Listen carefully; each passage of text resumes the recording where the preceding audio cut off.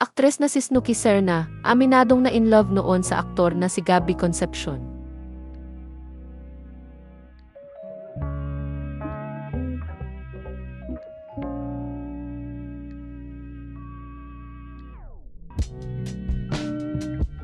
Naging bisita ang aktres na si Snooki Serna sa programang Fast Talk with Boy Abunda nitong Huwebes, July 3, 2025.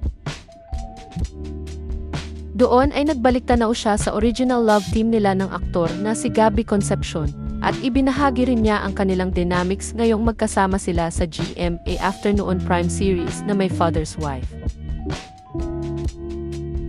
Sa panayam sa kanya ni Boy Abunda ay sinabi ni Snooki na para sa kanya ay isa si Gabby sa pinakagwapong artista sa henerasyon nila noon at sa ngayon ay lalo niyang napapatunayan na talagang classic at never fading ang beauty ng aktor.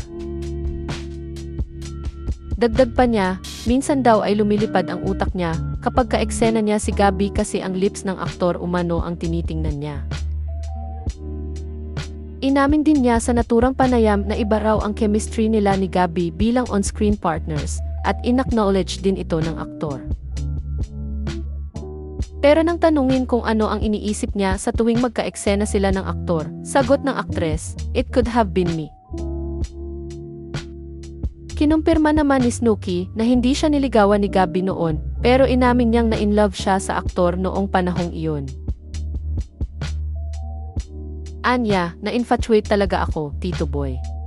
Sincere yan nakakahiya sinasabi to pero totoo.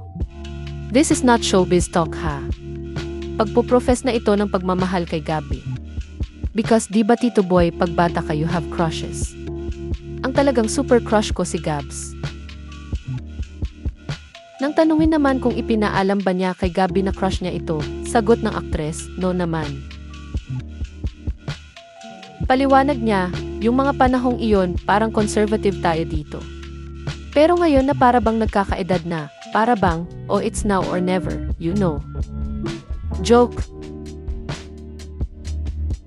Matatanda ang ibinunyag ni Gabby sa panayam sa kanya ng entertainment press sa press conference ng My Father's Wife noong June 2025 na ang rason kung bakit hindi niya niligawan si Snooki noon ay dahil masyado pa silang bata noong panahong iyon at parang hindi pa nila iniisip iyon.